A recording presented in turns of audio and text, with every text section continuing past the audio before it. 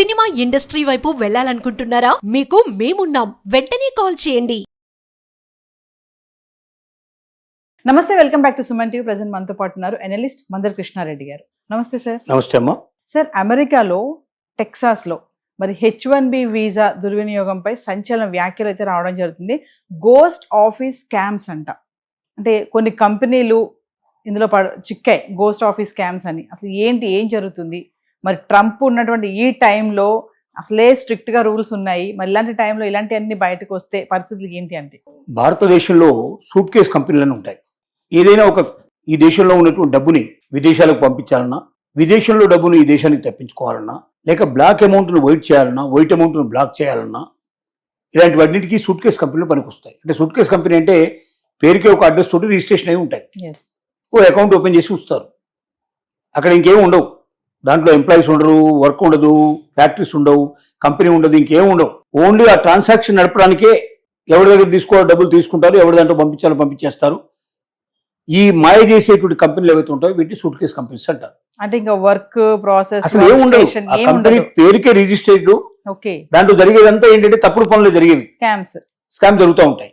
అలాగే అమెరికాలో కూడా ఈ H1B వీసాలు కానీ మిగతా వీసాలు కానీ భారతదేశం నుంచి ఆ దేశానికి రప్పించడానికి, లేదా ఇతర దేశాల నుంచి ఆ దేశాన్ని రప్పించడానికి వలసవాదుల కోసమే ప్రత్యేకంగా ఒక 30 కంపెనీలు సుమారుగా టెక్సాస్ నగరంలోనే ఉన్నట్టుగా గుర్తించడం జరిగింది.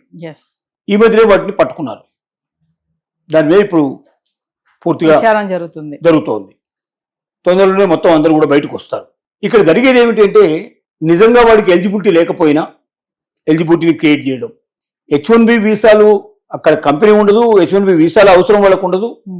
కానీ కంపెనీ ఉన్నట్టు, ఆ కంపెనీకి H1B వీసాల అవసరం ఉన్నట్టు అక్కడ లేబర్ డిపార్ట్మెంట్ కి అప్లై చేసుకోవడం, లేబర్ డిపార్ట్మెంట్ కి పర్మిషన్ తీసుకోవడం, అంటే మాకు వర్కర్స్ కావాలి అని వీళ్ళే అప్లై చేసేసేయడం, భారతదేశం నుంచి కొంతమంది అక్కడ తెప్పించుకోవడం, ఇతర దేశాన్ని తెప్పించేసుకోవడం, వాడి దగ్గర నుంచి లక్షల కోట్ల రూపాయలు తీసేసుకొని ఒకసారి అమెరికా చేరుకున్న తర్వాత ఇక మీ ఇష్టం, మీరు వేరే కంపెనీలు ఎక్కడో మీకు ఇష్టం వచ్చినట్టు మీరు ఇక్కడ జాయిన్ అయిపోండి, మీరు ఇక్కడ సెటిల్ అయిపోండి, మీకు పేరుకు మాత్రం వీసా ఉంటుంది, ఇది మిమ్మల్ని రక్షిస్తుంది, మిమ్మల్ని ఈ దేశం నుంచి పోకుండా మిమ్మల్ని కాపాడుతుంది అని ఇలాగా వేలాది మందిని ఇతర దేశాల నుంచి అక్కడికి వాళ్ళు రప్పించారు. అంటే వీసా కోసం ప్రత్యేకించినటువంటి H1B వీసాలకు కానీ మిగతా వీసాలకు కానీ ఏవైతే కండిషన్స్ ఉన్నాయో, ప్రాసెస్ ఉందో, సిస్టమ్ ఉందో, ఆ సిస్టమ్ అంతా కూడా వీళ్ళు పూర్తిగా పాటించకుండా అంత డూప్లికేట్, ఏం లేకపోయినా ఉన్నట్టుగా క్రియేట్ చేసి చాలా మందిని అమెరికా కూడా పిచ్చేట్టు చేశారు. అందులో 30 కంపెనీస్ ఉన్నాయి. అలాగా ఆ 30 కలిపి ఒకటే నిర్వహించినా ఆశ్చర్యపోవాల్సిన అక్కర్లేదు. ఇంకేం అక్కడ వర్క్ లేదు, ఏమీ లేదు. జస్ట్ భారతదేశంలో 500 కంపెనీలు ఒక్కొక్కటి నిర్వహించినవి ఉన్నాయి.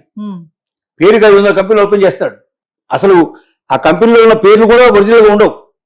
సంతకం వీడు పెడతాడు, ఆ పేరుతోటి ఆధార్ కార్డు ఎవరితో సంపాదిస్తాడు, అక్కడ అకౌంట్ ఓపెన్ చేస్తాడు, తన ఇన్ఫ్లుయెన్స్ ఉపయోగించుకొని అక్కడ అకౌంట్ ఓపెన్ చేస్తాడు, సంతకాలు వీడు పెట్టేస్తాడు, డబ్బులు అందులో నుంచి వస్తుంటాయి, సంతకాలు పెట్టేస్తుంటే అది వేరే దానికి ట్రాన్స్ఫర్ అయిపోతుంటాయి, వెళ్ళిపోతుంటాయి, జరుగుతూ ఉంటుంది.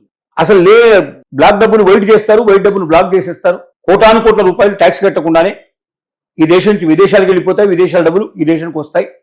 ఇక్కడ లాభాలు బాగా వచ్చినట్టుగా చూపిస్తాయి కంపెనీలు, నష్టాలు వచ్చినట్టుగా చూపిస్తాయి. వీటన్నిటికీ తోడ్పడేందుకు ఈ సూట్ కేస్ కంపెనీలు ఉపయోగపడతాయి. అంటే సార్, ఇప్పుడు ఉపాధి ఆధారిత ఇమిగ్రేషన్ వ్యవస్థ ఉంటుంది కదా, దాన్ని చీట్ చేయడమే కదా సార్ ఇది? పూర్తిగా కంప్లీట్ గా నిర్వీర్యం చేయడానికి ప్రయత్నం చేసినట్టు పరిస్థితి మనకు అనుకోవడానికి వీల్లేదు, అవకాశం ఉంది దీంట్లో. సో ఇట్లాంటి కంపెనీలు పట్టుకున్నారు. ఇవి భారతీయులే నిర్వహిస్తున్నట్టుగా ఒక అనుమానం కూడా మనకు కలుగుతుంది. మన వాళ్ళే చేస్తున్నట్టుగా ఉండదు. కాబట్టి దాని మీద ఇంకా ఎక్కువ నిఘా వేశారు. ఈ ఒక్క నగరంలోనే ఇన్ని కంపెనీలు ఉంటే మొత్తం దేశం అంతా తీసుకుంటే అమెరికాలో ఎన్ని కంపెనీలు వచ్చారని లెక్కలు పెడుతున్నారు. అంటే దేశం అంతా కూడా ఇక ఇప్పుడు తనిఖీలు జరిగే అవకాశం ఉంది. ఇలాంటి కంపెనీలన్నీ కూడా వెతికే అవకాశం ఉంది, వాటిని పట్టుకునే అవకాశం ఉంది. ఇంకా పెద్ద పెద్ద స్కామ్లు బయటకు వచ్చే అవకాశం ఉంది. కొన్ని వేలాది మంది మళ్ళీ రోడ్డు మీదకి ఎక్కే అవకాశం ఉంది. అంటే వీళ్ళ ద్వారా వచ్చి అమెరికాలో స్థిరపడ్డ వాళ్ళు ఇప్పుడు వాళ్ళు నిజంగా వీసాలు సంపాదించుకున్న వాళ్ళ ఎఫర్ట్స్ వల్ల, వాళ్ళకున్న కెక్టు వల్ల, వాళ్ళ ఒరిజినల్ సర్టిఫికేట్లు పెట్టి ఇప్పుడు సంపాదించుకున్న మొట్టమొదటి వచ్చిన తప్పుడు దోవలో అమెరికాకు వచ్చారు కాబట్టి అవన్నీ మూలాలు బయటికి తీస్తారు. ఎందుకంటే ట్రంప్ ఇప్పుడు చేసిన తప్పులే కాదు, కానీ ఎప్పుడో మనం చాలా వీడియోలో మాట్లాడుకున్నాం. 20 సంవత్సరాల క్రితం అకౌంట్ లో ఉన్నటువంటి సమస్య కూడా 30 నుంచి 35 సంవత్సరాల అవతల కూడా ఉన్నటువంటి వాటిని కూడా తీస్తారు, లెక్కలు తీశారు.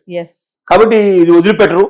వాళ్ళు అవకాశం కోసం వెతుకుతున్నారు, ఎవరు దొరుకుతారా వాళ్ళకి ఇప్పుడు చాలా దొరికినట్లు లెక్క. తీగలాగితే దొంగంత బయటపడ్డట్టుగా ఇలాంటి స్కాములు ఎన్ని దొరుకుతాయో, మొత్తం దేశం నుండి ఎక్కడెక్కడ ఉన్నాయో అన్ని దొరుకుతాయో. ప్లస్ ఇక్కడ కూడా మనం ఇండియాలో కూడా మొదలుపెట్టి అక్కడికి దొంగ సర్టిఫికేట్లు ఇచ్చినవి ఎన్ని ఉన్నాయో ఎస్. ఇలాంటివన్నీ బయటికి లాగే ప్రయత్నం చేస్తారు. అంటే చాలా మంది ఇట్లా తప్పుడు ధృవీకరణ పత్రాల ద్వారా అమెరికాకు చేరుకున్నట్టు భారతీయులు బయటపడే అవకాశాలు ఉన్నాయి. వాళ్ళు 20 ఏళ్ళు 30 ఏళ్ళు 40 ఏళ్ళు అక్కడ శ్రమించి అక్కడ గ్రీన్ కార్డు కూడా అప్లై చేసుకొని గ్రీన్ కార్డు పొందిన వాళ్ళు కూడా ఉండొచ్చు, కొంతమంది సిటిజన్షిప్ పొందిన వాళ్ళు కూడా సెటిల్ ఉండొచ్చు. అయిపోయిన వాళ్ళు కూడా ఉండొచ్చు. వాళ్ళందరి జీవితాలు ఇప్పుడు రోడ్డు మీద పడతాయి. అంటే తమ దారిలో ప్రారంభ దశలోనే తప్పుడు పనులు చేసి తర్వాత నిజాయితీ పరుడుగా నిలబడ్డప్పటికీ ఎప్పుడో ఒక రోజున తప్పుడు పనులు బయటపడే అవకాశం ఉంటుందని దీన్ని బట్టి మనకు అర్థమవుతుంది. రెండోది, ఇప్పుడు ట్రంప్ వెతుకుతున్నాడు కాబట్టి దొరుకుతున్నాయి. ట్రంప్ కాకపోతే మరొకటి వచ్చేవాడు. తప్పులే కదా, ఎస్. ఏదో ఒక రోజున బయటపడే అవకాశాలు ఉంటాయి. కాబట్టి వీలైనంత వరకు మూలాల్లోనే ప్రతి ఒక్క వ్యక్తి తన జీవితం లోపల తప్పుడు పనులు చేయకుండా నిజాయితీగా ముందుకెళ్ళడానికి ప్రయత్నం చేస్తే విజయం అనేది లేటుగా సంభవించవచ్చు, కానీ ఏదో ఒక రోజు దొరికే అవకాశం ఉంటుంది. తప్పుడు పనుల వల్ల విజయం తొందరగా దొరికే అవకాశం ఉంది, కానీ జీవితంలో శాశ్వతంగా ఏదో ఒక రోజున మొత్తం అన్ని దారులు మూసుకుపోయి తను జీవితమే పూర్తిగా జీరోకి వచ్చే అవకాశం ఉంది, నాశనం అయిపోయే అవకాశం ఉంది. ఇది మనకు దీనివల్ల తెలిసేటువంటి అగ్ర సత్యం. Thank you.